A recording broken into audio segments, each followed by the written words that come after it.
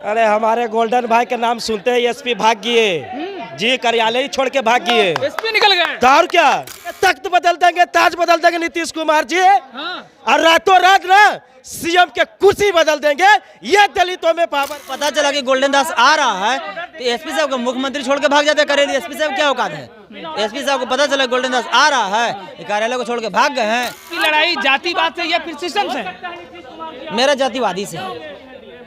System कोई खराब नहीं होता है, उस सिस्टम पर जो लोग बैठे हुए हैं जातिवादी मानसिकता के घुसखोर भ्रष्ट, वो खराब हो। नालंदा जिला नहीं पूरे बिहार राज्य में कानून व्यवस्था चौपट हो चुका है। ये जब से नीतीश कुमार जी कुर्सी पर बैठे हैं। यार होता है तो जो सही सेक्शन लगना चाहिए वो सही सेक्शन नहीं लगाया जाता है। जो सही समय पर 2 महीना के अंदर 60 दिन के अंदर अनुसंधान।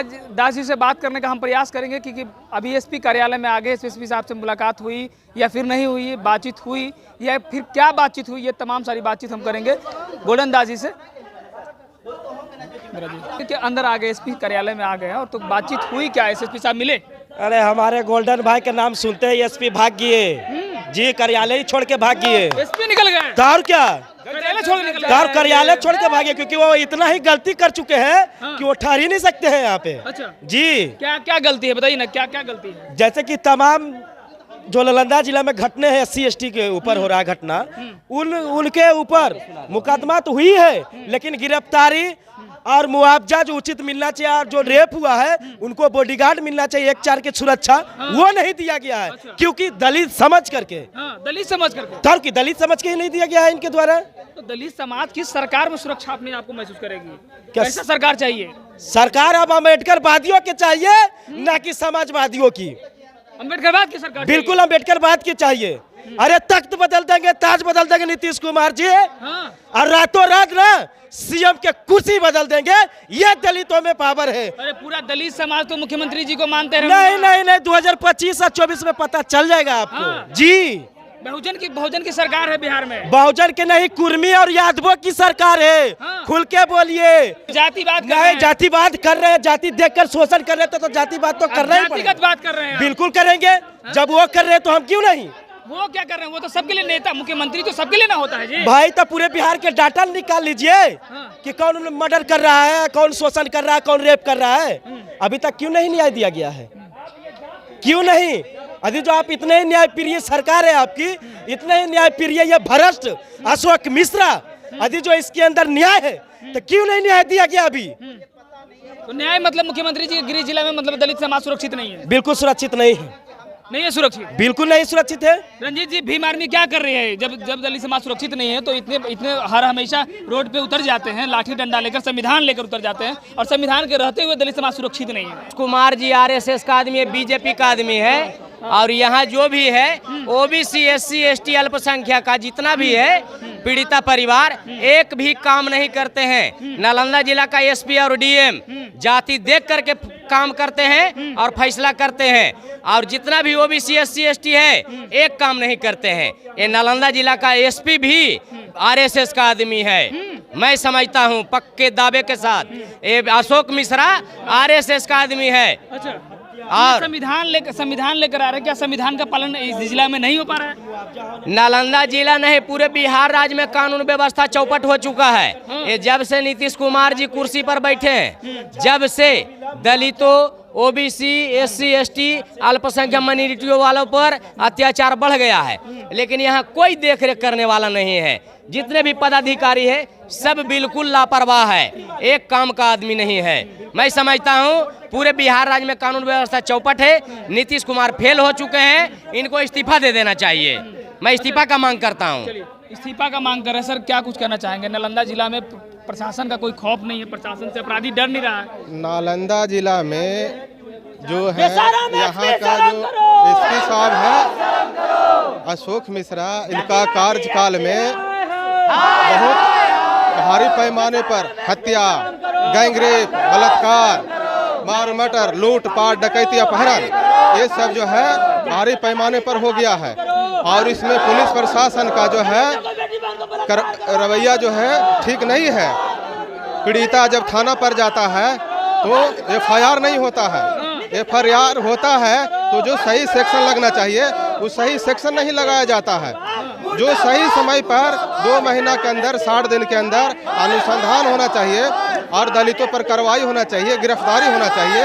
ये समय से नहीं गिरफ्तारी होता है, अन्य समय से उसका चार्जशीट होता है, जिसका नतीजा है कि जो है अपराधियों का मनोबल इतना बढ़ा हुआ है कि मार मर्डर हत्या बलात्कार तेजी से होते जा रहा है। देखिए गोल्डन जी एसपी कार्यालय में आए तो क्या एसपी साहब से बातचीत हो पाई?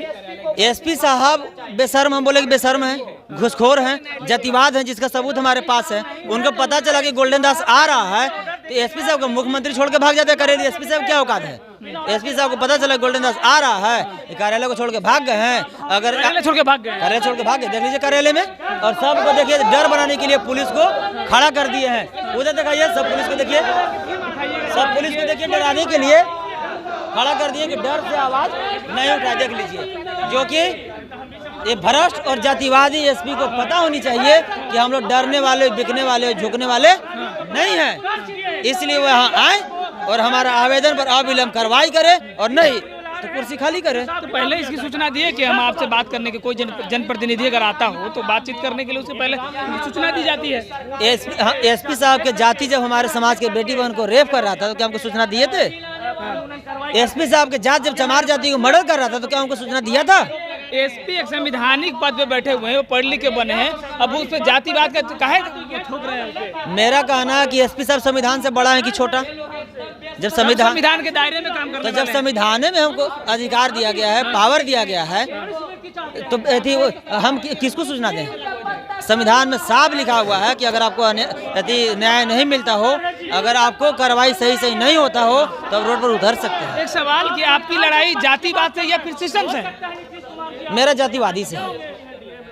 सिस्टम कोई खराब नहीं होता है, उस सिस्टम पर जो लोग बैठे हुए हैं जातिवादी मानसिकता के, घुसखोर, भ्रष्ट, वो खराब होते हैं। मेरा हमको उनसे लड़ाई है। वो सिस्टम मतलब खराब कर रहे हैं? हाँ जी, सिस्टम खराब किया, लोगों की वजह से सिस्टम खराब हो रहा है। जी खराब हुआ है। लेकिन कहा जाता है ऐसा कि पहले अगर दलित समाज पर घटनाएं जब घटती है तो जांच बाद में होता, पहले अरेस्टिंग की बात कही गई है। और फॉरवर्ड का जब केस होता है, फॉरवर्ड पर कोई दलित केस करने जाता है तो उसको पहले जांच होता है, उसके बाद कार्रवाई होता है। और दलित समाज में कोई झूठा भी आवेदन दे देता है तो उसको पहले गिरफ्तारी, उसके बाद जांच। तो मतलब ये माना जाए कि ये जिला जो है मुख्यमंत्री जी का गृह जिला, यहाँ पे प्रशासन का कोई मतलब अपराधी को कोई खौफ नहीं है, कोई डर नहीं है? कोई खौफ नहीं, कोई डर नहीं। अगर डर रहता तो बराबर हत्या नहीं होता, बलात्कार नहीं होता।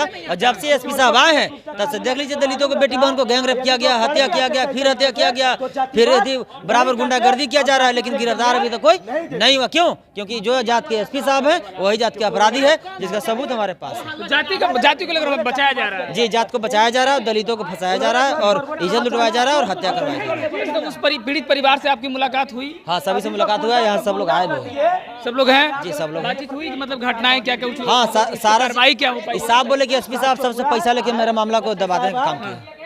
एसपी साहब एक बड़ा आरोप है एसपी साहब पर कि एसपी साहब ने पैसा लेकर जातिवादी, मतलब जातिवाद का भी उन्होंने जिक्र किया है कि जातिवाद है, और कहीं ना कहीं दलित समाज पे, खासकर दलित समाज के, और ये मिश्रा जी हैं तो कहीं ना कहीं ये जातिवाद का इनके अंदर बातें हैं कि इसलिए न्यायिक जो सही मायने में जो मिलना चाहिए था वो नहीं दिला पा रहे हैं। और ये मुख्यमंत्री जी का गृह जिला है, और गृह जिला में मुख्यमंत्री जी का इस तरह के दलितों के ऊपर जिस तरह शोषण हो रहा है, ये हालत बन गई है दलितों का, जो आप समझिए सर, पूरे बिहार में आपको ये हर रोज घटनाएं सुनने के लिए आ रही होगी कि कहीं ना कहीं दलित समाज पे लगातार शोषण अत्याचार हो रहा है, कोई अंकुश नहीं लगाया जा रहा है। जहां भी जा रहे हैं ये सरकार का काम है, ये प्रशासन का काम है, लेकिन दलित समाज के जो भी संगठन है, पार्टी है, वो जाके न्याय दिलवाने के काम करे। तो समझिए एक सिस्टम पे एक सवाल खड़ा जरूर होता है कि प्रशासन आखिर क्या कर रही है, सरकार आखिर क्या कर रही है। बाकी इस वीडियो के माध्यम से आप लोगों की क्या प्रतिक्रिया है वो प्रतिक्रिया जरूर दीजिएगा।